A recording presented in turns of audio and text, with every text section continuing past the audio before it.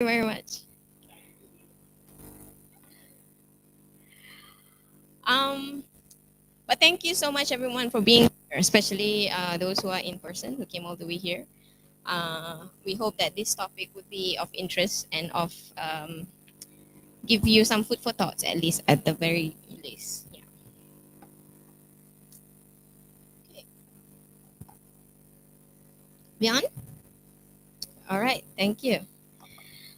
So, in the next 20 minutes or so, 15 to 20 minutes, while we wait for Sean, I will give a brief presentation on how the journey that we have been through in the process of making these policy briefs. But before that, um, can we go to the next? Before that, I would like to pose a question to the floor. Um, the topic that we have chosen for these 3 days, the next one. The next, yeah. Building the digital world we need. Why do we say building the digital world that we need rather than the digital world that we want? Can anybody tell me the difference in the choice of word? Does anyone? Any fleeting thought?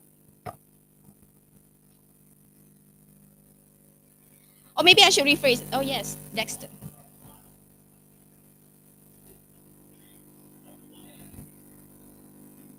Mm-hmm. Okay.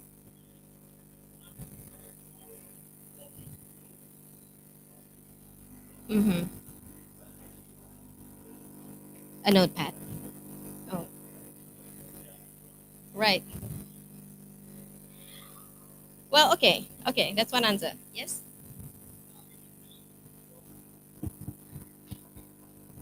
Hello. So, in my opinion, I think is I need to control my own data. Okay. I want to be able to misrepresent someone. Okay. Okay. Okay. All right. Okay, that's Like, another answer. like Yeah. I can help you sign contracts, but the money comes to me. It's a want. But a need is like I need to have control over my data to not give it to you, for example. Mhm. I would say I'll give you guys a hint. I am looking for one particular word, one key word that I have not heard yet. So keep the answers coming. We can go another 2 minutes on this. Anyone? Yes. I don't know. Yes, I think if it's a need, it's necessary. Okay. Like we have to, it's non-negotiable. But a want is like, yeah, maybe I can do with it or I can do Okay.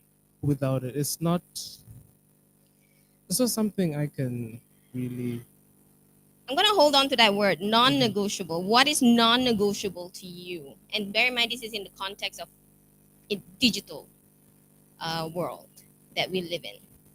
And over the past day and a half, we have discussed how we are no longer just humans; we are literally cyborgs, living digital organisms, as you know, in a manner of speaking. But the keyword that I'm looking for when I ask this question is actually the word safe. We need to feel safe. Physical space, digital space, we need to feel safe. How does that safety look like if we do not own our data? If we are not, our data is not recognized as us.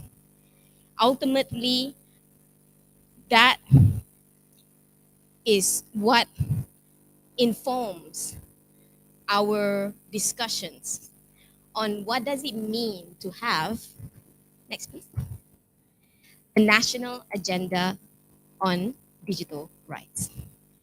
So John has given you a little brief uh, introduction to what is business and human rights. It's a document, it's a UN document published in 2011 with 31 principles with 3 pillars, wanting to protect human rights in all business sectors, not just technology business sector, all business sectors. And essentially, what this document helps to do is to craft a national agenda for human rights of the country. What does the country deem important? what does the country deem necessary, what does the country deem a priority, will be put on their national agendas. In the case of Malaysia, in particular, we posit that we actually already have, policies, existing policies, regulations, legislations that protect, or at least attempt to protect, the digital rights or our data and our digital twins for us with the existing law. However, because there is no legal recognition that our digital twins are us, that we are our data, these policies, these legislations, or any legislation even, not just Malaysian ones, will stay there at that boundary. It will only be there to protect our human right, but not extend it to the digital. So usually what countries do is that they have their own digital laws, legislation, regulations on technologies, a legislation on AI, a legislation on drone technology, a legislation on digital signatures, or any kind of new technology that comes up. This is hardly sustainable because then you will be trying to figure out a policy for each new technology that comes on board, which does not play well in the long run because technology is always evolving. So think of it this way. Since all things digital run on data, essentially digital or technology policy is data governance policy. Only then can we have a truly, what you say,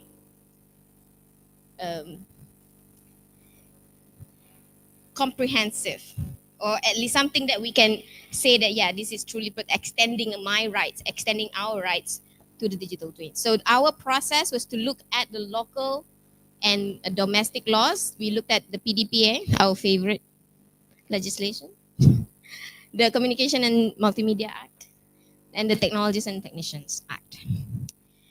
Of course, we have actually identified 25 local legislations that already protect our human rights and sort of talk about things that relate to technology, but we narrowed down on these three. Next, please. So coming back to the policy brief. This policy brief is looking at especially PDPA. And I'm not going to talk about this in the presentation, but you can take a look at how we have underlined essentially what are the problems with the current PDPA.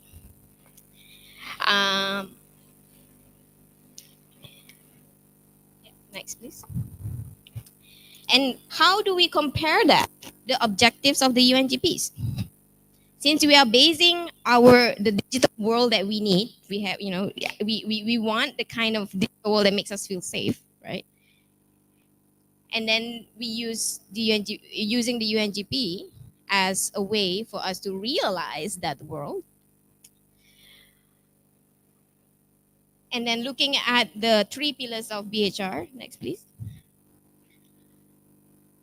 How does each pillar then translate to BHR in technology? Okay? Yeah. Next. So you've been shown before the DCDR framework for BHR in tech. First and foremost, we have to recognize that we are our data.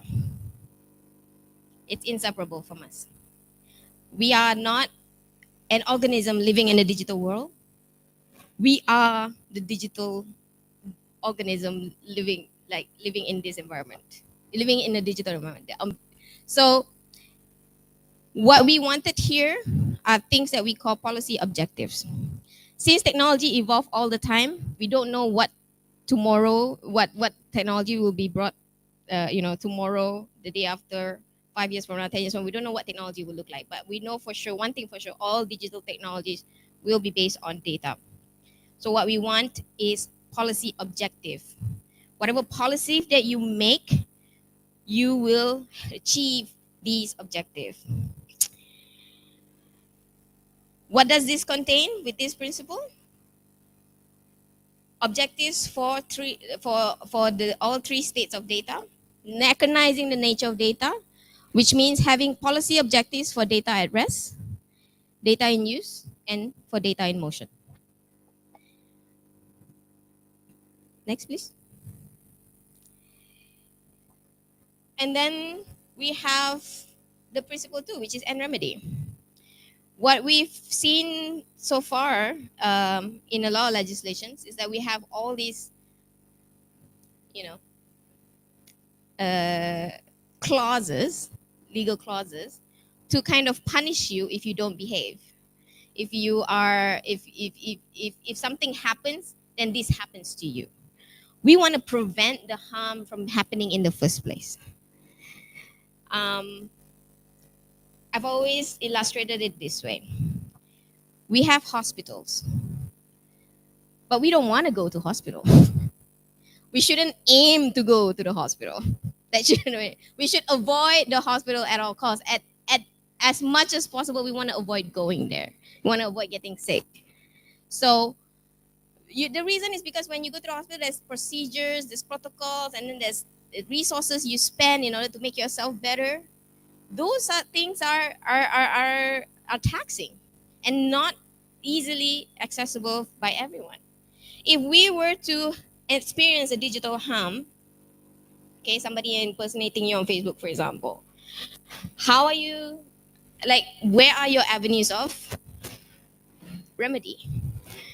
And if you ask Facebook to delete your data and then they don't do it and you found out about it, first of all, you need to find out about it.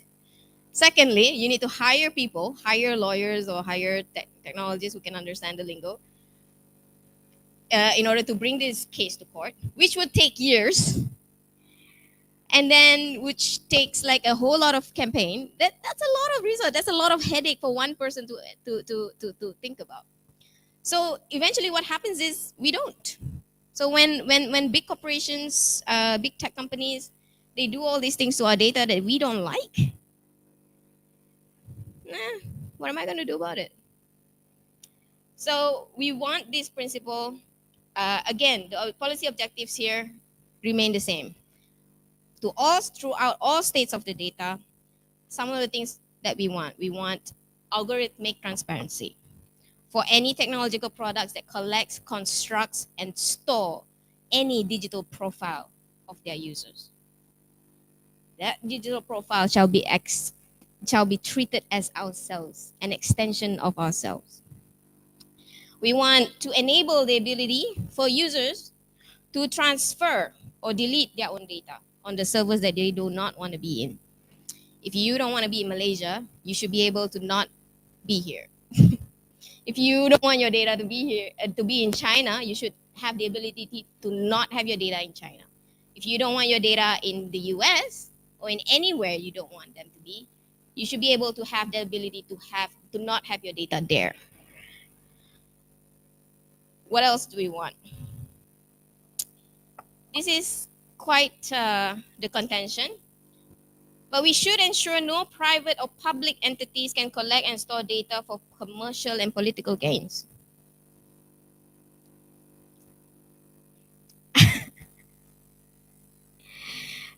It's a tricky one because all this while, all our digital products, all our digital technologies have been based on that framework where, you give something that trade-off. You give your data, you use a product for free,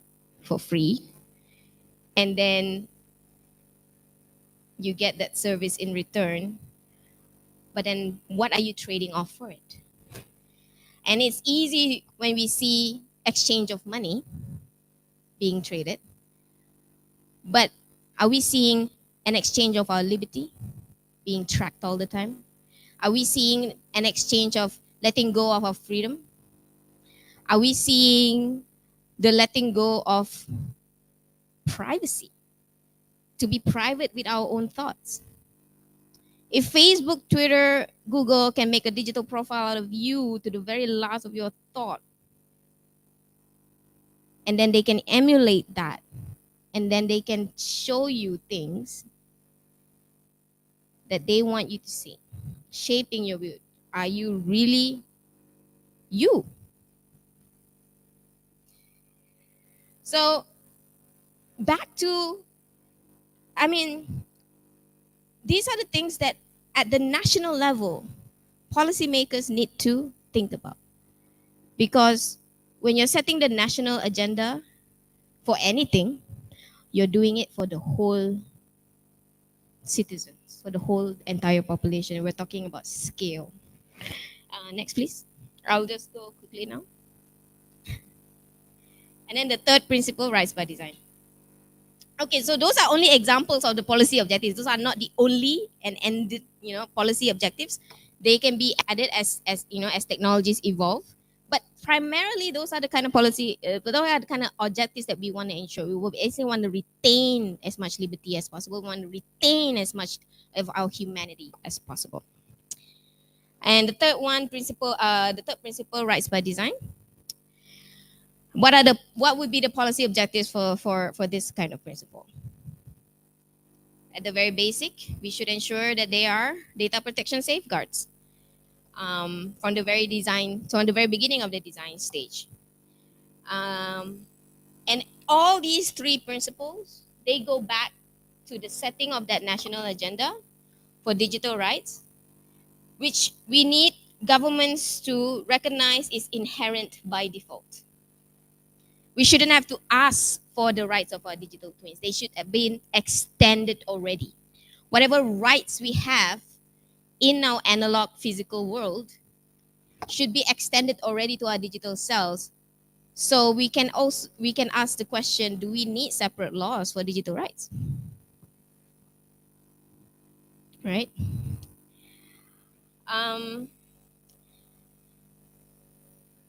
When we look at national policies such as the PDPA, and then we compare them to what we've thought about what we need in a digital world. Do you think our national policies adequately protect our digital rights? Yeah. I mean, for the sake of the online audience, I see some heads. I see some heads going like, probably, probably not. The answer is unfortunately most of the time not. Yeah. Because fundamentally, we have not addressed the number one thing. What does it mean to be a data subject? When all of our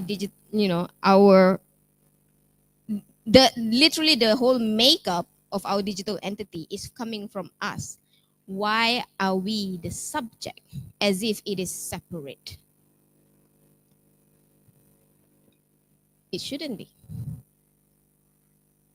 When I create a Google account, I already know that Google identity is my identity. But right now it's being owned by Google. If anything happens to Google, I lose that identity and I lose all access to all the other platforms that I use that identity to enter with. And that is a violation of my digital rights. If I am somewhere, let's say Kuala Lumpur has a smart city program, and I am a citizen of Kuala Lumpur, and therefore Kuala Lumpur city now has a profile of me when I register with them, and they want to know they want to use that data for certain policy decisions. But I don't want this data to go to the police force, for example. I'm okay if you go to a hospital. My data, okay. I should be able to decide. Okay, you can go to the hospital, but I don't want you to go to the police station. I don't want you to go to the military compound. Treat it as if it's really us traveling, because it really is.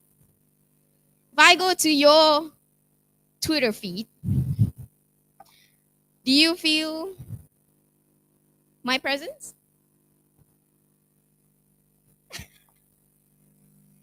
Okay. But I mean, Yeah, I know you were kidding, but my point is, we are already there. We are there. Our presence there is as solid as we are here in this world. Um. Okay, please. So what do we do? These are not the only problems we have currently with our local digital landscape, regulatory landscape. And this is also not a problem only in Malaysia. This is a problem everywhere. For now, we gather and we discuss about things and problems that we see around us. Um, but what's beyond that? Solutions, they are technological in nature, especially.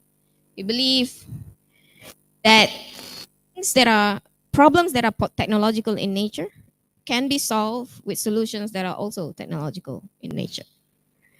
Does anybody here watch Star Trek? So Star Trek has a character called Data. He's an android. He's a very advanced android, and and to and when we watch the journey of Data, literally the journey of Data is in his quest to find his humanity, an android looking for humanity. I can't help but see the parallel in our own journey in our digital spaces. That's why we talk about freedoms a lot online, right? We talk about our safety a lot from violence. We talk about our freedom from being watched all the time because we feel that, even though it's literally right there. It's just there, but it's like our eyes are sorry, we have eyes on us all the time. It's like having someone at the back watching everything that we see, watching everything that we do. How's that a good human experience? How's that an um, a manifestation of our living our human rights? So these are the kinds of things that we can think about, especially for technologists, because if we trust architects to build buildings that are safe for us, we should be able also to trust technologists to build technologies that are safe for us to use. And we shouldn't have to concern ourselves with the safety protocols. I don't come into this building measuring whether or not the pillars are going to hold up, right? I should be able to use any software, any technology, knowing that my digital twin in there is going to be safe. And if I don't feel safe, I can get out. Simple as that. So so there goes my brief presentation. We can look into the policy brief a lot more in detail as we go along. Um, thank you very much for listening.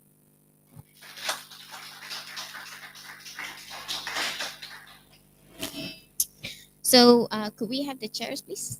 While we wait for the chairs to be on stage, I would like to, Tristan,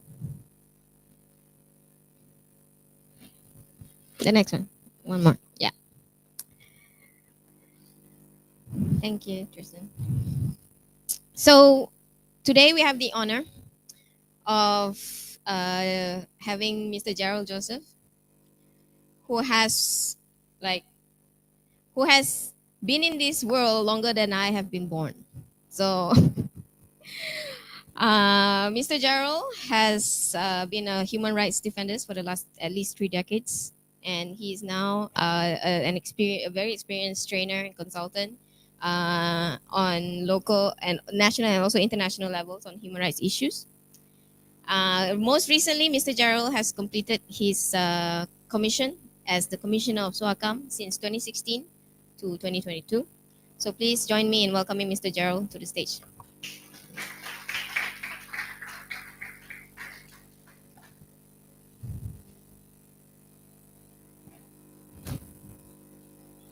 Yeah, that one. Thank you. We also have Mr. Sean, who is a chartered engineer, a technologist by training, and he also trained himself in law. He got himself a law degree, and which is something very rare for us to see. For for someone from that background to go into a so-called softer science, but he has been programming since the late 80s, again before I was born, and he's now doing academia work and also, of course, technology work. Oh my God, Sean, that's you! Oh my God, I saw honestly. Yes, please join me in welcoming Dr. Sean. I thought you were someone else. I'm so sorry, guys. Exactly. Honestly thought you were someone else. Okay, I'm glad. Okay, everyone's here. Um, so they are here as our honored guests and also our commentators and discussants for today in this session. So we will start with Dr. Shang. Go ahead. Testing. Okay. All right. Good morning, everyone. All right. So I think I'm supposed to give some comments on your brief earlier. You can also start with open with something. Yeah. Well, I don't really have much to say about myself, so I'll just jump to it, I suppose. Okay. Yeah.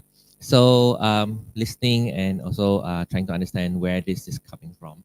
I think I have a couple of thoughts that I want to share, and not necessarily comments or whatever, but just general thoughts, right?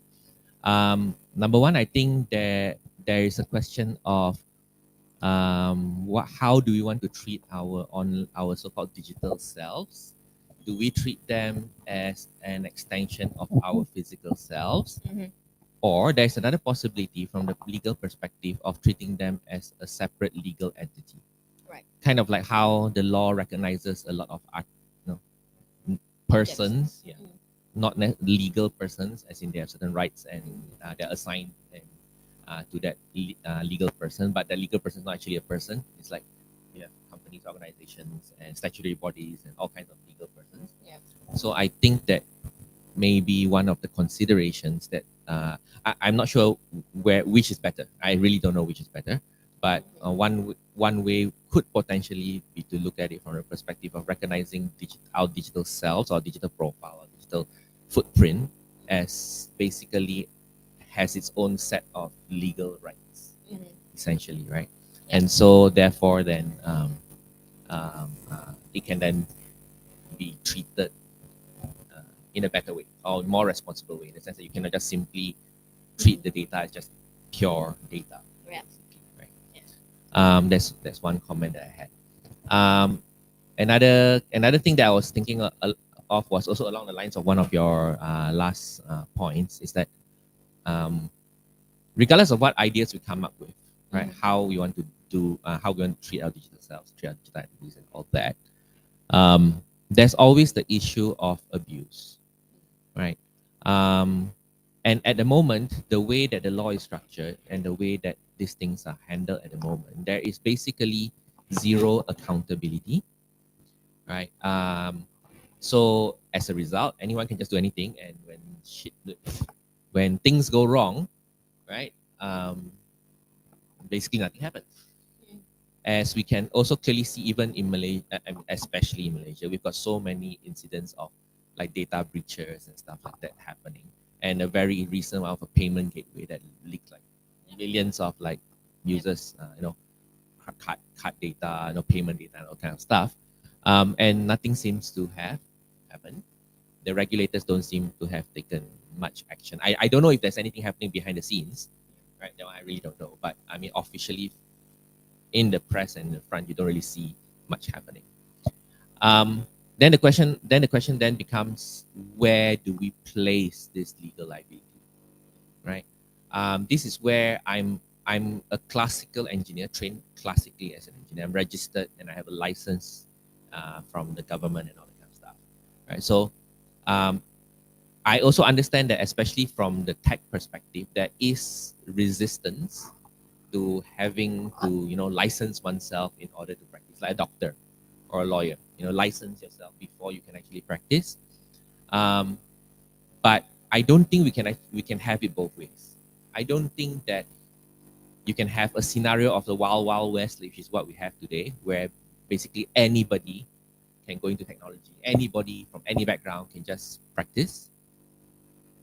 Why do I say that? Because sorry, you can't have it both ways, in the sense that you can just have anybody do it, and then the other way is you want to hold people liable to it, right? So when it comes to issues like this, I see it as, like, I think, Mariam, you're also pitching it in that sense that this is the issue of public safety. Public safety, right? So when it comes to public safety, the classical way, the traditional way where the law handles it is basically to regulate and to register. So if you want to be a doctor, you have to be legally registered as a doctor. If you don't, even if you have all the knowledge, all the medical knowledge in the world, but if you're not legally registered as a doctor and you try to practice as a doctor, you get into legal trouble, right? And even if you are legally legally registered, and then you practice and something went wrong, right? Maybe a patient died or whatever, and that will then be subject to investigation. And if it's found that the doctor was negligent, for example, then the doctor can lose his license and therefore lose his livelihood. Yeah. Right. So this is where I look at it and I see that maybe this is something that the technologies need to also embrace. As in the Wild West, the days of the free for all is coming to an end, and basically we might have to embrace the fact that everyone needs to be registered and then licensed to practice, and then you have then got personal liability attached to the work. In other words, when something goes wrong, it's not just the company or the organization that gets sued. It's the actual engineer or the developer who built that thing also gets sued, and as a result of that, they will then have to pay fines or pay the price. So when people are individually held responsible and have to pay a price, then I think then the way this thing will be viewed will be very different. That's just my personal opinion.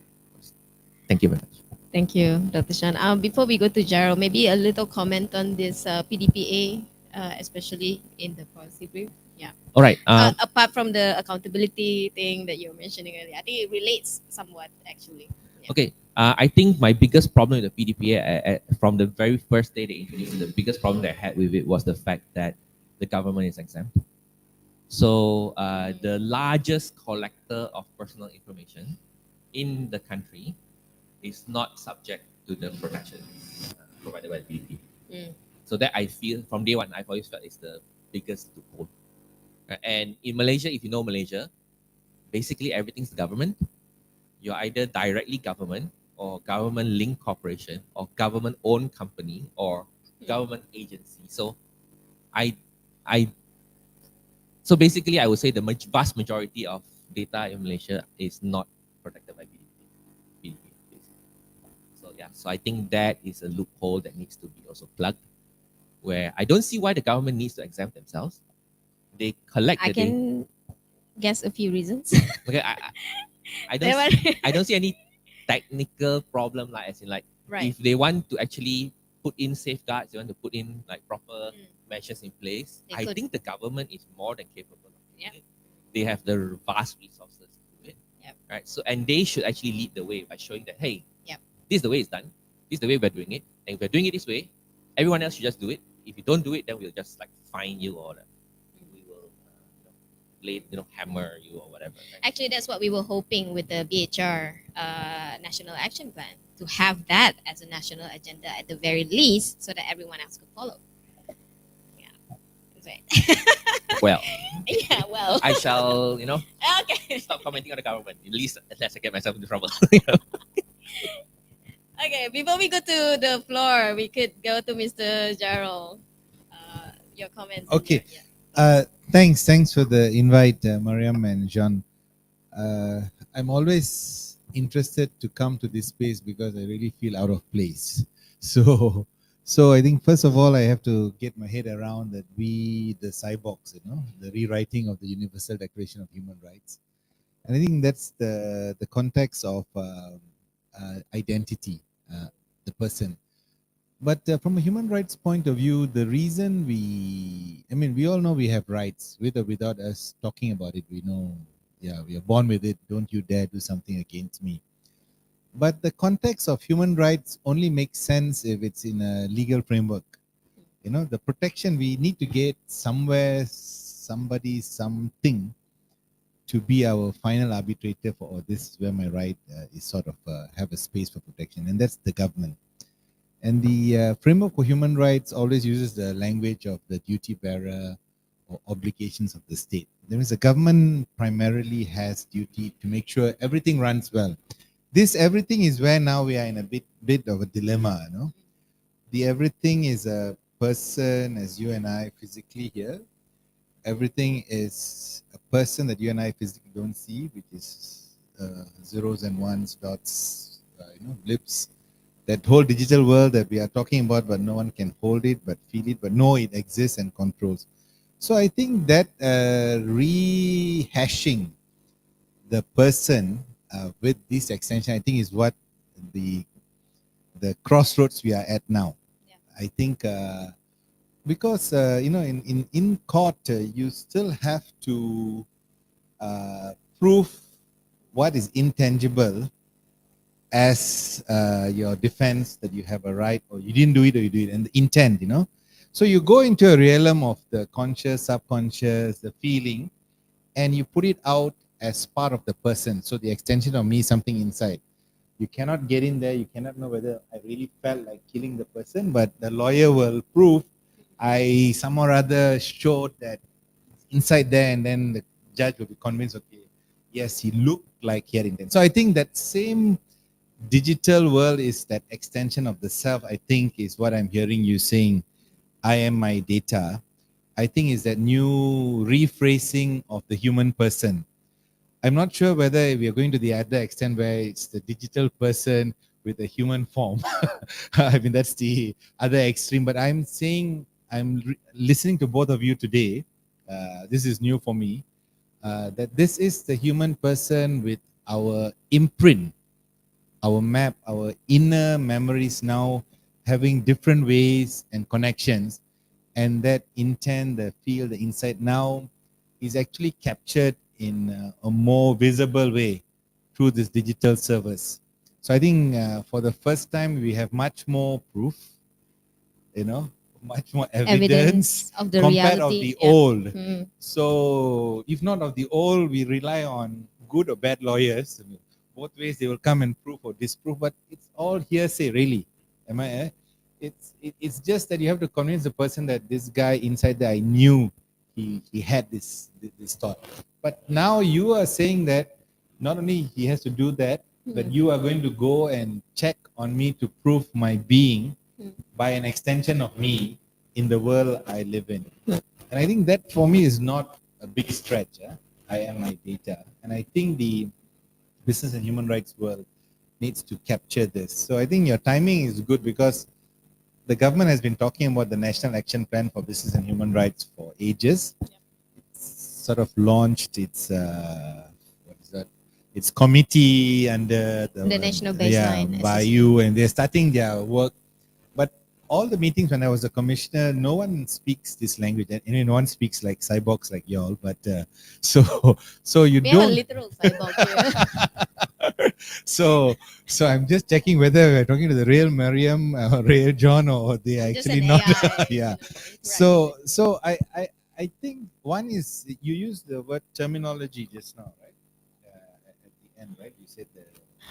So I think we have not even crossed that bridge to understand that the reality has already superseded terminologies, because we don't have it. I'm not sure in the legal world probably is also struggling.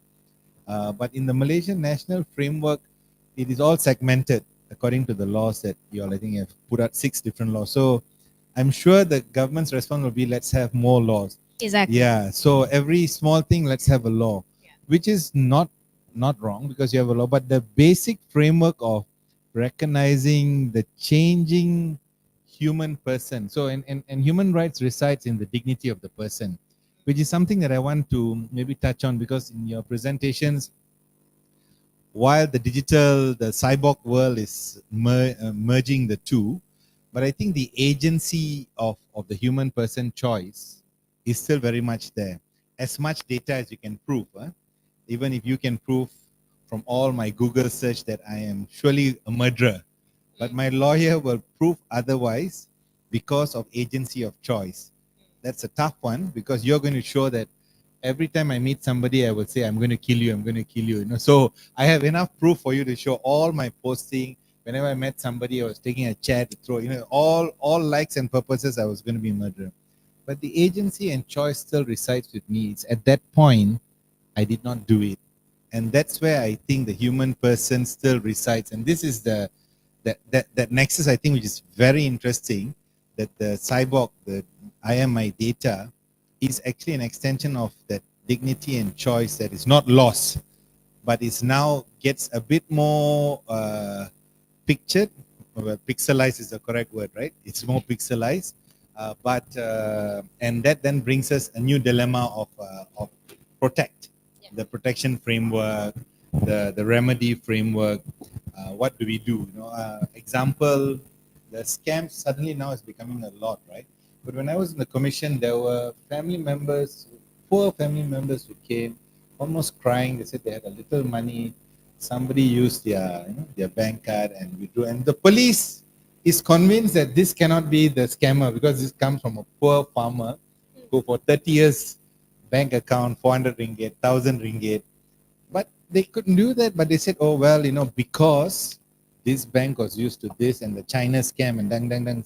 So I said, but the starting point. So why is he still under arrest? They're using serious laws for preventive detention, 60 days.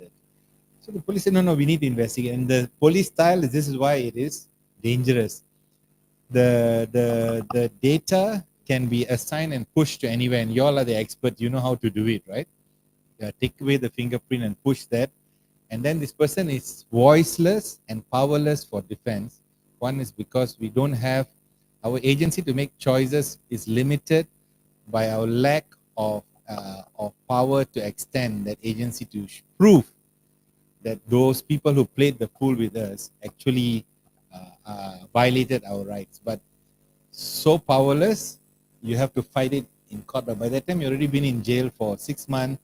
Your family bank accounts are frozen. The 400 ringgit you get for your children is lost. So they are crying and saying, The damage has been done. yeah. So, and the police are not convinced that they are the scammers. But in the scheme of things, 1, 2, 3, 4 all get arrested in the hope of catching the number 5, the big fish. But that is strange with this digital world that you all can do so much of forensic investigation. But I mean, there are enough examples of the danger of what the bad side can happen. And that's why I think your framework is crucially important and timely. But I was just telling John that nobody speaks your language. I feel strange here. I feel very enlightened. Always I come, I get very new terminology, so I can go back and boast with my friends with some of the new phrases I learned, but that's about it, But I think this should be part of the mainstream of Malaysia, because everyone, my grandmother is also was sharing the phone. My mother is on WhatsApp, and they need to know the dangers of this, which they have no clue. Thank you. Yeah, thank you, Gerald. Funny you should say that. Actually, I was thinking about this topic for so long, right? But and then there was this presentation someone shared on Twitter one day trying to explain this whole concept of data as body. And so the way she explained it was that we all have our physical body and our digital body.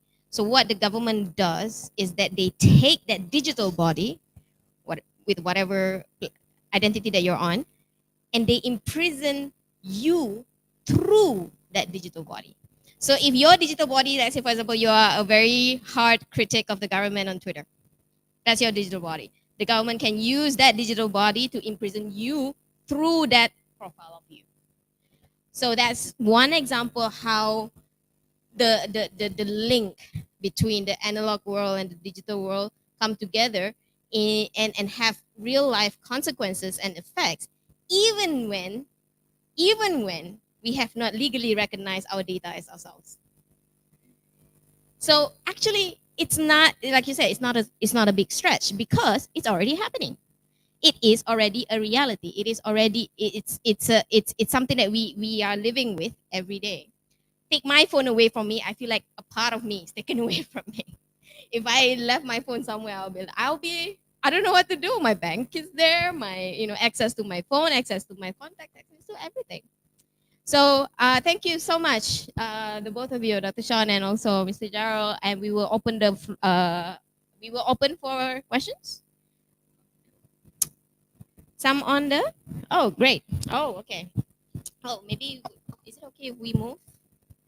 Okay. No. Is this? Can you see? Okay, I can see. Okay, I'll move a little bit. So this is a question to Sean, I guess.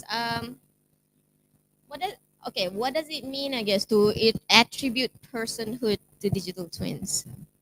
Yeah, Yeah. I think this was with regards to my suggestion just now that one way we can approach this is potentially like treating our digital selves as a legal entity, as a legal person. So, but I'm not exactly sure what this particular question is about, but maybe I'll just elaborate a little bit further, right? Like exactly like what I don't know how it's going to be. Like I said, I seriously have no idea. But like what you've mentioned earlier, for example, you're taking your like online profile of a government critic, for example. If that profile is treated as an independent legal person, it could be that maybe that person, maybe that particular profile can then be responsible for the criticisms rather than the physical person. That could be one way of look at it, right? And so then that profile could then be imprisoned without imprisoning the physical person. Right. That could be one way of looking at it, right? But of course, the other way will. Is that how Elon Musk is serving his prison? Is his Twitter prison time? I have no idea. But yeah, but the reason why I raised that point was just to because there is this issue like Gerald just was saying that you're extending your physical to the digital, right? At the moment, there's no such thing, even though practically there are a lot of effects, but there's no legal recognition of that, right? So then the only question is how do we legally recognize the effect? So I suppose one way is to legally recognize it as people have physical selves as well as digital selves, right? And then the digital self would then naturally have rights. Maybe we can also Gerald, if you would like to take that the same question. No, the same one just now. No, not this one, not this one. Okay. Just now, maybe you have some thoughts. Okay. So yeah, I think attributing similar dilemma I think needs to be addressed. But I think if the freedom of expression actually is a right from the person, how you express it. If you don't use the digital world, if we all go old school, like we just go out now and stand and shout, don't use any phone. I mean, you'll still be arrested by police.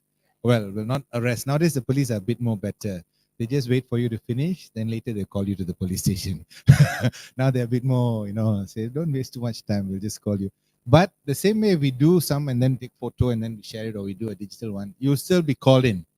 So the point I'm making is that expression, that right, actually is going out through a variety of channels, and this digital channel is one of the way we express ourselves. So when you say that the police, well, if they feel you've incited hate, right, they will go and check which part, what you said or what you shouted or sang incited hate. So of course the proof, the evidence will be in the digital world or the offline world. I mean, because the neighbor said, I heard this person singing some terrorist songs while he was bathing. I mean, that's enough to get 10 policemen to barge into your house, So, but both ways is evidence. So whether the police use the so-called digital footprint, you and I will also have a similar digital footprint to show our evidence of proof. And this is where the test of freedom of expression, I think the courts in Malaysia have been quite, I would say, magnanimous in the interpretation of the limits. The police always would try to say, oh, you are inciting spay, libel. But many times you see the court throwing out the case or dismissing it. So I think the burden of proof on evidence, if you're talking about evidence to your right, for me it's immaterial whether it's digital or offline. We are both equal players to use the platforms to prove or outprove the other side. So I think in that sense, your right is also can be protected through this digital world. It's just not the exploitation by the police. Of course, now police or the other side has so many more chances to catch us through, but we also have so much more on our end to prove that I was not the only one shouting. My lawyer will say there were 100 people shouting. Why are you only charging me? Right. Why you never charge 99? So there'll be another case, then so I think it works both ways for this digital self, which is an extension of the person. But for me, it is this dual identity is actually one, but our trail of our life now is not just a physical footstep, like when we go to this forest here, but it also has another footstep, a digital footstep that we carry along. This sort of will be what you call the ledger, right?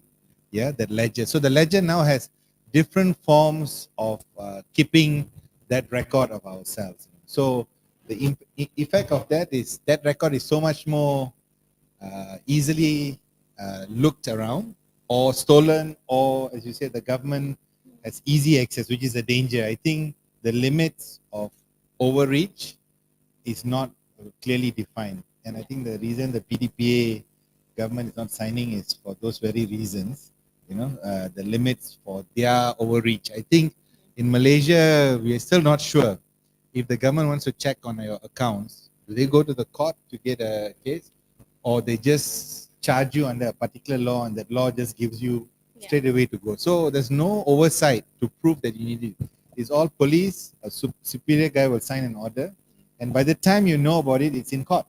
Right. They're already presenting it as evidence, and your lawyer is running to prove otherwise. Say, hey, why did you say like to Mariam's tweet against the government? They say, huh?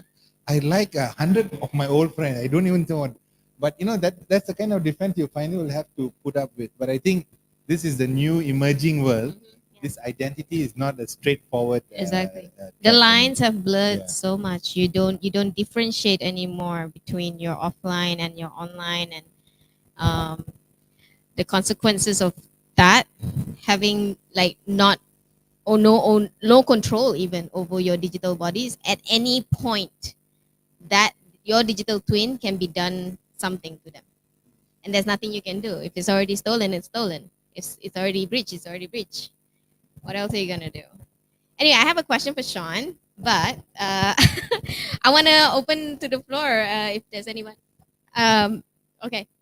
So, okay, we have a question from Len for Gerald. How then do we make ourselves understandable? You were talking about language earlier.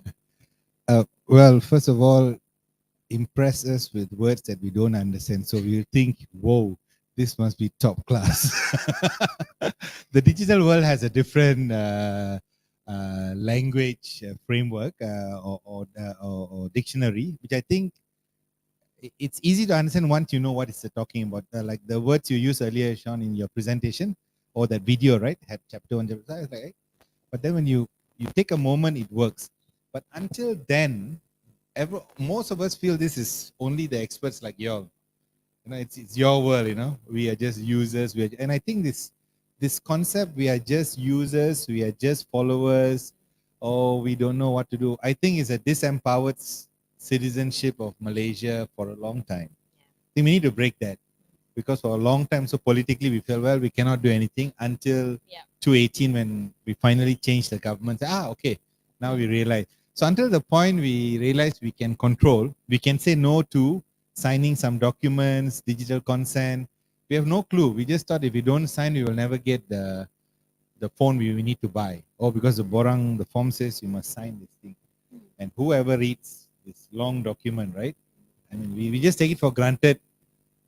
The IO Foundation must have read it for us, because we have no clue what's in the document. It's pages of what you agree and you disagree. And just an example, last week I was in a meeting, government agency calls a meeting on reform of land, indigenous, Bhumiputra land, all that. So it was through a GLC. So while they were presenting, they said like, oh, okay, this presentation by, it's still research in work and we got data from government, so please don't share it. So we said, is it agreed? So we all said, okay, normal. And then somebody, the boss said, the CEO said, oh, I think we need them to sign NDA. So then the officers ran. So we finished the discussion. At the end, before lunch, they brought up a document.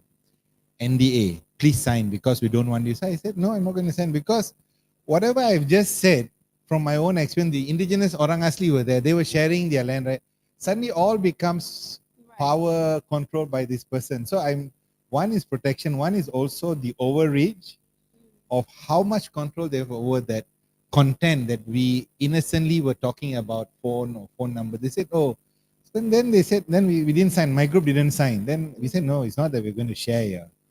In trust, you told us we will respect it. If you want to put a one pager to sign, we won't share the PowerPoint. We'll do that, but nothing more than that.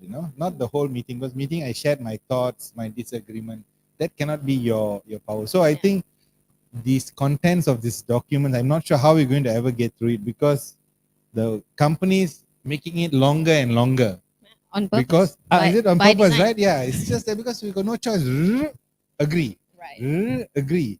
I don't know what I agreed, but I know half of it probably is problematic for me, and they can go in and check, and so even that I think is worrying. But how to make it understandable is we need to break down this digital world as a world belonging to all. So I think terminologies, more friendly terminologies, getting common people to stay here and feel. Well, the cyborg world is a bit of a stretch, but I know what you're saying. But to help people understand that the human person now is remembered not only on memories of photographs, like our old albums, the physical album, is digital. It's somebody, people don't understand the Google search, and my mother wouldn't understand why when she opens the laptop, suddenly there's a particular thing coming for her. Right. So I think some of this literacy, I think should be in schools. Yeah. Could be your push in the business and human rights. Digital literacy. I think even the young people have no clue. They're users, maximum users with little knowledge of rights and protection. Yeah. So I think we've got a big work ahead of us and lots more dangers lurking. And I think you made a point about the commercialization of data. Yeah. This is a tough one. We need a framework because it's a consumer right also. There are limits when you buy. I mean, would you be okay if I sell you into the market? So this is the kind of extension we need to know. We don't realize. We think we just said yes to me buying that particular product, and even my face. Many people say, "Can we take your face and put it online?" We should be saying no. Yeah. Nothing. The product is product. It's like going to buy onions from the supermarket. You buy the onion, you pay, and you go home.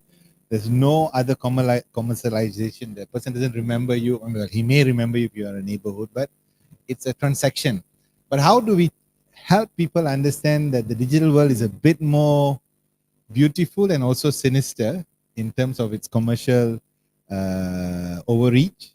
I think people don't understand. Just lack of digital literacy, like me. So I'm always learning from all of you. Thank you. Thank you, Gerald. Yeah, I mean, we say all the time at TIF, actually, our problem is not with the data. It's what you do with it. I can have information, out there as much as possibly extracted from me. But at the end of the day, what is being done to that data? How is that protected? And I have control over it. Those are the things that are more salient, because essentially what we're going through right now is an era of transhumanism.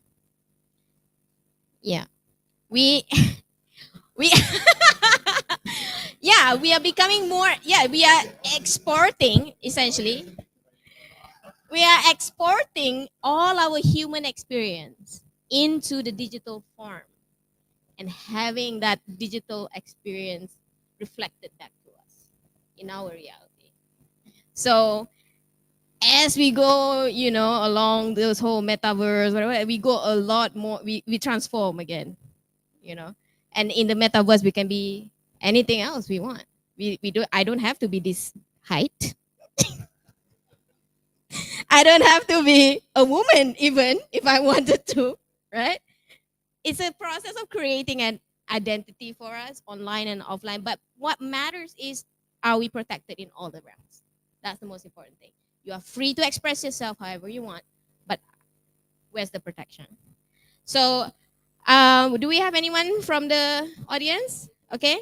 Okay. Oh, posted already. Good. Great. Oh, okay. Shall we? Yeah. Please go ahead. Yeah. Oh, yes. Yes, for the online audience. Yes. Thank you. Hello. Hello. Yeah.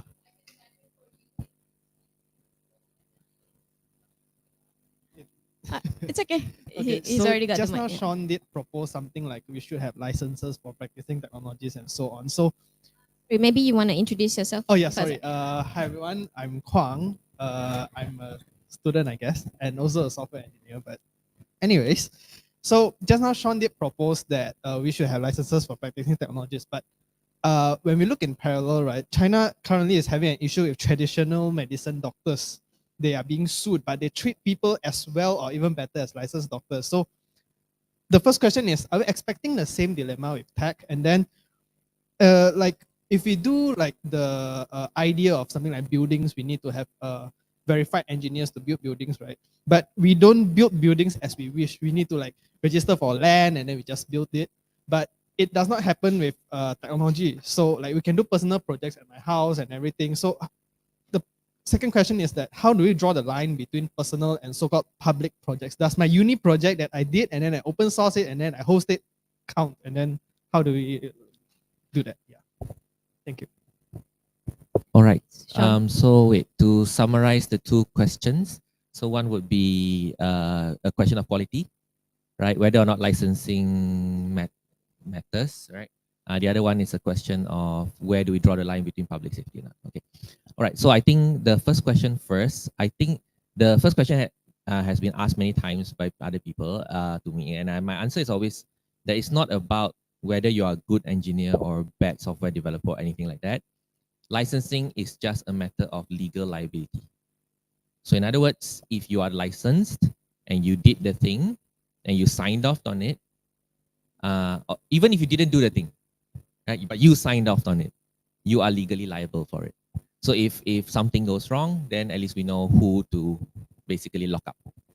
All right. So in the case of engineers and architects and all that, that's basically what happens. Like I can still remember, I'm old enough to remember that when Highland Towers fell, I think on that night itself, the engineers probably flew off overseas immediately. You know, I think. All right, yeah, because their signatures are on the document and the building fell. Yeah, the building fell. So regardless of what happens, they are legally liable, right? Because their signature is on the document, right? They didn't build the building, but they are still legally liable for it. So I think that sort of answers that first question in the sense that it's not about whether they are qualified or they are good or they are not good. It's about who is responsible if something goes wrong. Okay? Then the second question was about where do we draw the line. In fact, today you can build your own house in your own land as long as you reside in it and no one else. I mean, it's your own thing, lah. So it's your own hobby project. Nobody's going to stop you, right? The problem happens when you build a house and then you want someone else to live there, or you want to sell it off, someone else. And that's where this kind of problems happen. Like even like a medical doctor, if you have no medical degree and you decide to pull out your own tooth, no one's going to stop you either. But when you want to pull out someone else's tooth, then you have to be a dentist, right? Licensed dentist, right? So I think that's also applicable in this kind of sense. If you build your own hobby projects for your own self, for your own use, by all means, go ahead. Right? Mm. So it depends on what they are using it for and how you actually license it. I would say. So if let's say, for example, you gave it out, like your example you gave just now is open source software. Right? You gave it out open source. You made it very clear that this has no warranty of whatever fitness for use or whatever kind of thing, and someone else then decides to use it, then I don't think you should be legally liable for it, because that person should have done the due diligence they should have gotten the expertise, or let's say a company decides to take it and use it in their product, they should have gotten the expertise to actually review and check and make sure that your code is actually good before putting it in. And then their engineer will then sign off on it, and that person will then be liable. There are plenty of these kind of examples, yeah. But yeah, there are, especially in open source world, a lot of software is now relying on hobbyist products, which I think is not right, right? And so yeah, this may tie into it as well. Okay, thank you, Sean. We have another question for you, actually, about your comment of registered software engineers. Oh, that's the. Oh, okay. Sorry. Okay, it's the same. Okay, all right. Gerald, would you have anything to add? Yeah. Basically is the accountability framework in all frameworks for anything you do. So when something goes wrong, so we spoke about the duty of the government for its obligation. So when government does right or wrong, we know you shouldn't do this, and we take it to court, or we fight them, or we protest. But what if the perpetrator, in your case, your example you're giving, is what is called a non-state actor, another software developer, another company? So that's where the remedy framework is also government responsibility to create a framework that when you feel that you did not do anything wrong because you created something for good and somebody manipulated and did whatever, but where do you go? Where do you arbitrate? And that's where I think sort of regulating expertise is not to control, but to ensure people who have the knowledge, they're registered, whatever happens. And then you have protection. Actually, it's not just to charge you for wrongdoing, but to protect you against wrongdoing. All chartered accountants, so they have their own, it's the good and the bad. So I think that's the framework for accountability, because if you did something wrong, then sorry, we have to call you out.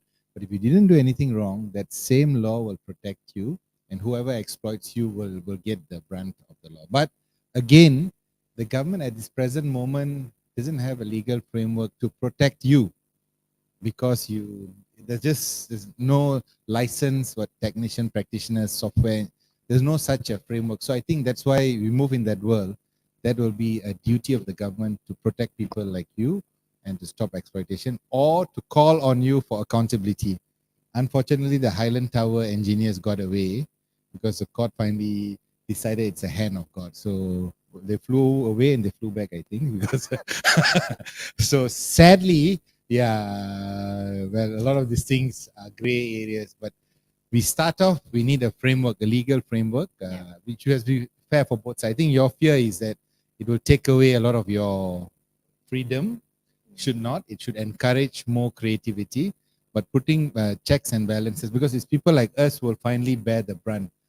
Software was used and a whole forest cut, and say, oh, sorry, that miscalculation, 1,000 acres of forest. They say, oh, that's based on your GPS software, and so you're going to get in trouble. You did it for protection of forest land.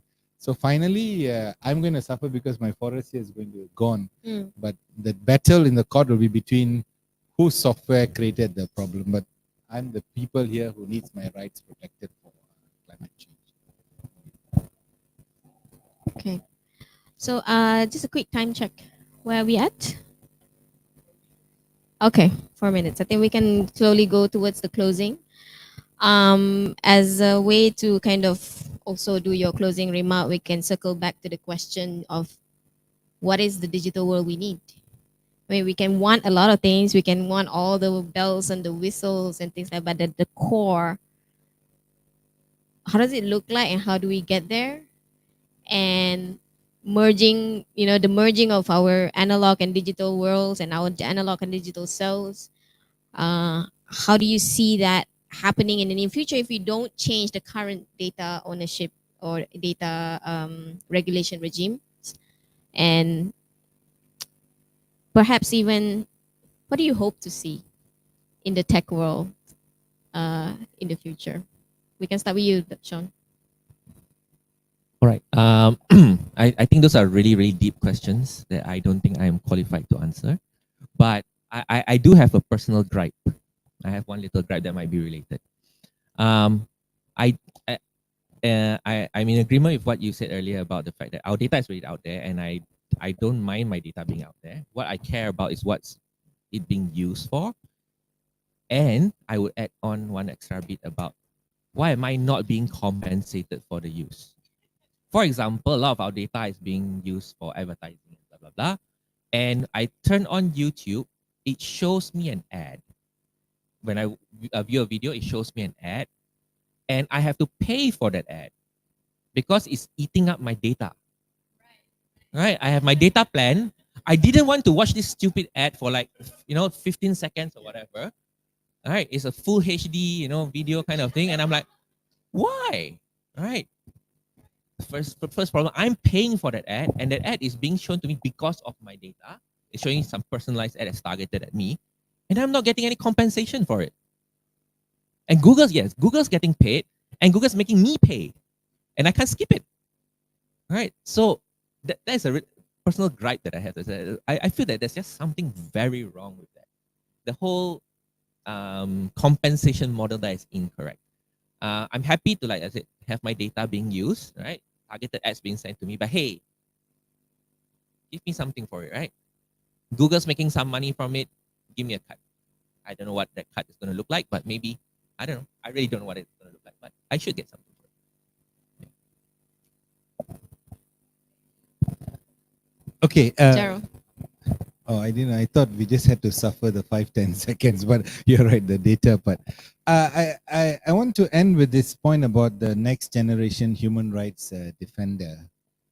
Well, the digital human rights defender, I think, is what is needed now. We have too few of them out there because it's a free space. Even if law comes into space, we just don't have people who know how to protect. Physically, like the CSOs here have the capacity to know, okay, police are now calling 5 people in, call a lawyer. So we know how to move into action. Or the minister gave a speech and that speech sounds dangerous, all of us react. The digital world, we have no clue what's going on. Somebody sends a message of incitement on xenophobia. It just grows and grows. And we are just passive people watching. I just got a message from one of the Rohingya person, another, so often they get targeted with xenophobia. Our Malaysians, I don't know why, we are so kind of, how dare you? And the guy never even said anything negative, but because he just posts something about his activity, people get angry. But racism, that's against xenophobia. But in Malaysia, the social media is such an open space platform for selling your politics of hate. So how do we map that digital footprint and assign responsibility for those people that incite? I think that one, we I don't know, too slow. We don't have technology. Maybe we do, but we don't have enough guys like you, Kong, who can catch these people. We are all like, yeah, how dare he say that? And then we just talk like this, get angry for a while, and then a next shot clip. So I think the digital human rights defenders framework needs to grow. That needs skill. That needs to be understanding how this world works as an extension of the human person.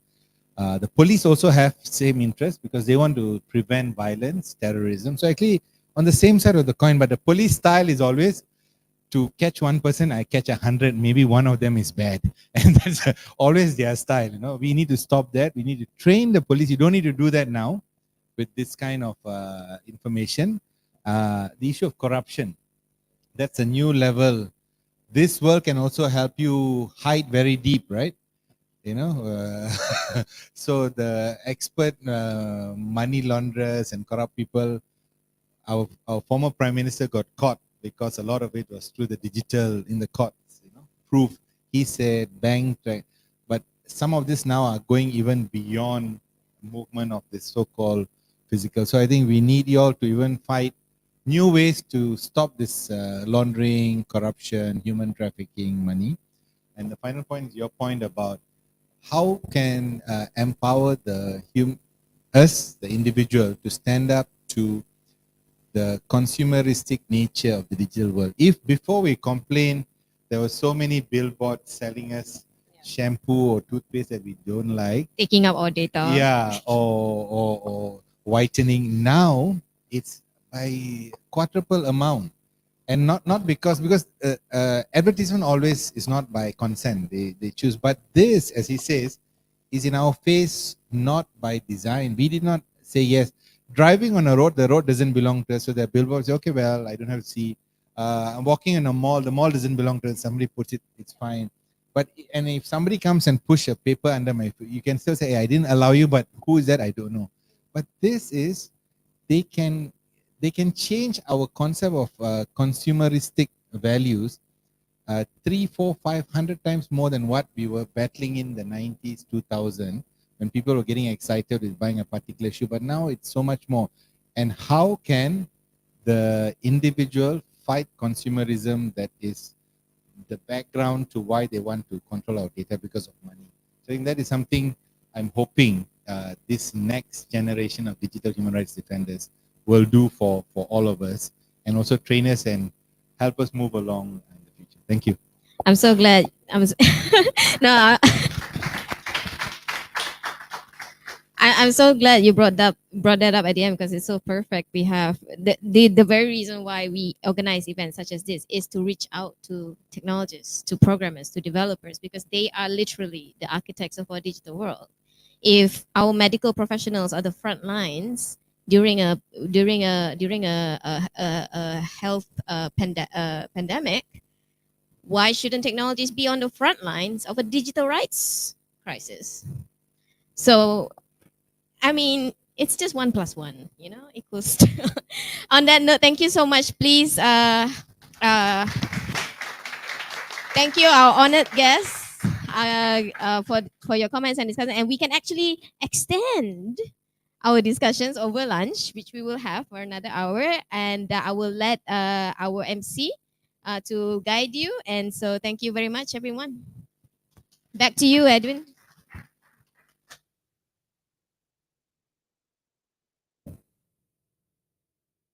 Right. Thank you so much, Ms. Mariam, Mr. Gerald, and also Mr. Sean for this discussion. And there's a lot of brain food and thoughts for us to reflect. So for those, I'll just address the online participants. So the online participant will now be having a lunch break for an hour, and we will open the next session shortly before 1:45. All right. And for those of us who are here, well, it's lunch time. So I would like to invite everyone to go move over to the next door, which is the adjacent room for lunch. And we'll be back here at 1:45 for an input from DG Telecommunication on their implementation of sustainable development goals, and also the business and human rights principles in the way they do business. With that, we'd like to invite you to lunch, and thank you so much for the first session.